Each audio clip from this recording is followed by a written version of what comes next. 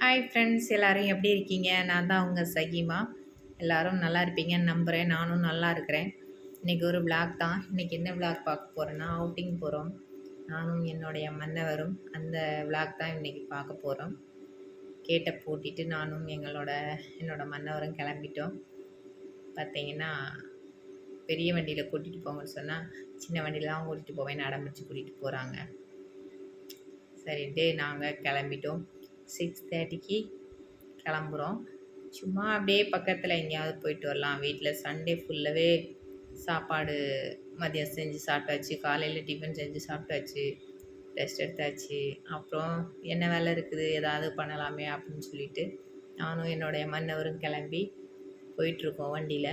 எங்கள் வீட்டிலேருந்து கொஞ்சம் தூரத்தில் ஏதோ ஒரு ஷாப் இருக்குது, அங்கே கூட்டிகிட்டு போகிறேன்னு சொல்லி கூட்டிகிட்டு போகிறாங்க.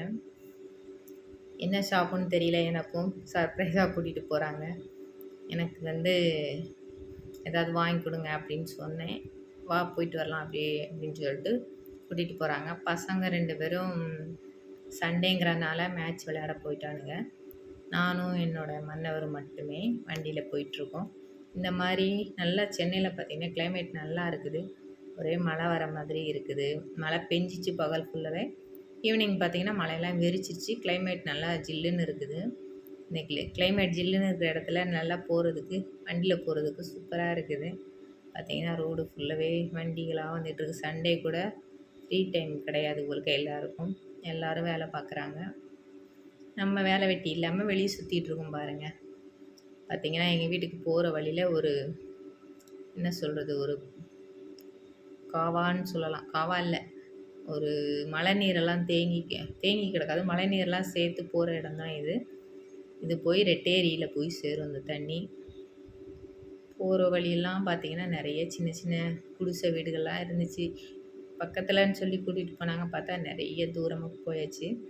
ஒரு கோவில் இருந்துச்சு, அம்மன் கோவில். அதையும் பார்த்துட்டு அதையும் தாண்டி போகிறோம் பார்த்தா 6 மணி 6:30க்கெல்லாமே இவ்வளோ டிராஃபிக்காக இருக்குது. அதுவும் சிட்டி அவுட் சைடில் இந்த மாதிரி டிராஃபிக்காக இருக்குதுன்னா, சிட்டிக்குள்ளெல்லாம் எந்த அளவுக்கு டிராஃபிக்காக இருக்குன்னு பாருங்கள். இதில் ஒரு கோயில் இருக்குது. இது ஏதோ சிவன் கோயிலுன்னு நினைக்கிறேன், தெரியல. நான் இந்த பக்கம்லாம் வந்ததில்லை. போயிட்டே இருக்கிறோம்.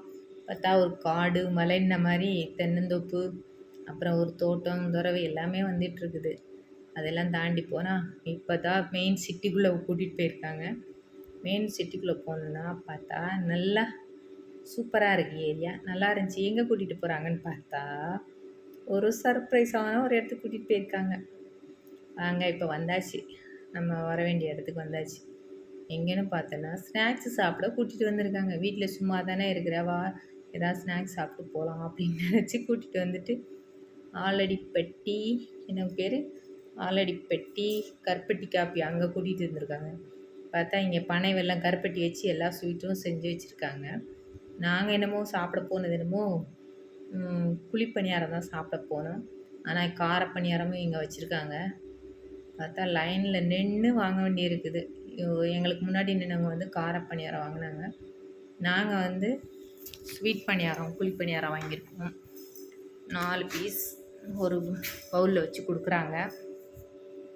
பார்த்தீங்கன்னா வாங்கியாச்சு. வாங்கிட்டு அந்த அக்கா அக்காக்கிட்ட கொஞ்சம் குழிப்பணியாரத்தை காட்டுங்கன்னு சொன்னோம். இது ஸ்வீட் பணியாரமா, இது காரப்பணியாரமா, ரெண்டையும் காட்டினாங்க. அப்புறமா எங்கேயாவது போய் உட்காந்து சாப்பிட்லாம் அப்படின்னு சொல்லி போனால் ஃபுல் க்ரௌடு, எங்கேயுமே இடம் இல்லை. ஒரே ஒரு பெஞ்சில், அதுவும் 2 பேர் உட்கார மாதிரி இடம் இருந்துச்சு.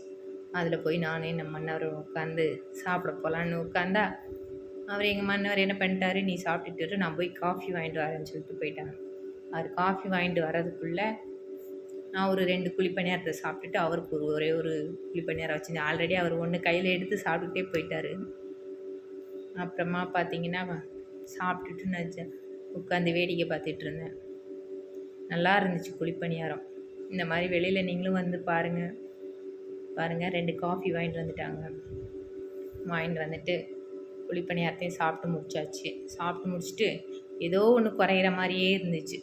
பார்த்திங்கன்னா என்னது, காஃபியும் இனிப்பு, அப்புறம் குழிப்பணியாரம் இனிப்பு, 2 இனிப்பை சாப்பிட்டா எப்படி ஒரு மந்தமாக இருக்குமே அப்படின்னு சொல்லிட்டு ஏதாவது காரமாக வாங்கிட்டு வாங்க அப்படின்னு சொல்லி அனுப்பிச்சி விட்டேன்.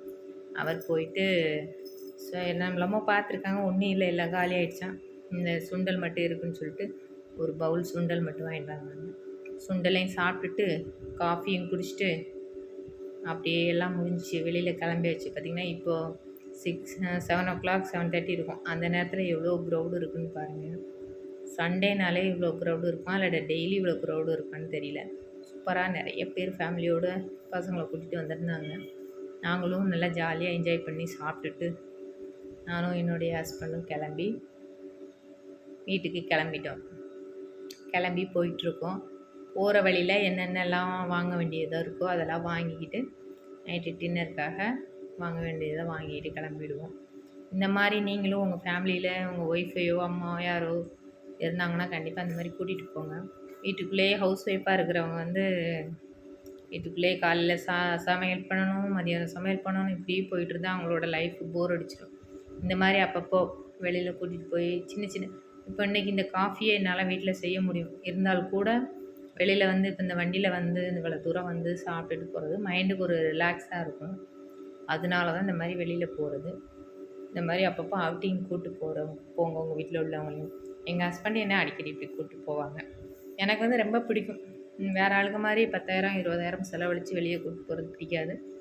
இந்த மாதிரி போயிட்டு ஏதாவது வாங்கி சாப்பிட்டுட்டு அப்புறம் ஹோட்டலில் ஏதாவது வாங்கி கொடுத்தாங்கன்னா கூட எனக்கு ரொம்ப பிடிக்கும். வாங்கி சாப்பிட்டுட்டு நாங்கள் அப்பப்போ வருவோம். அப்பப்போ மூவிக்கு போவோம். அதுபோக இந்த மாதிரி ஏதாவது வாங்கி சாப்பிட போவோம். நல்லா இருந்துச்சு. இதே மாதிரி உங்கள் வீட்டில் இருக்கவங்களையும் கூட்டிகிட்டு போய் எல்லாம் என்ஜாய் பண்ண விடுங்க, என்ஜாய் பண்ண சொல்லுங்கள். அப்புறம் பார்த்திங்கன்னா ஒரு இடத்துல இருந்துட்டு மாவு வாங்க போனோம்.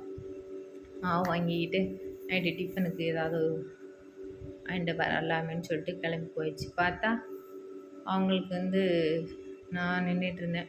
ரொம்ப நேரம் ஆளே காணும். சரி நம்ம தான் போய் பார்க்கலாமேன்னு போய் பார்த்தா மாவு வாங்க போகிறாங்க, ஆளே காணும். இதில் என்னென்னா சார்ஜர் இல்லாமல் ஃபோன் சுவிட்ச் ஆஃப் ஆகிடுச்சு.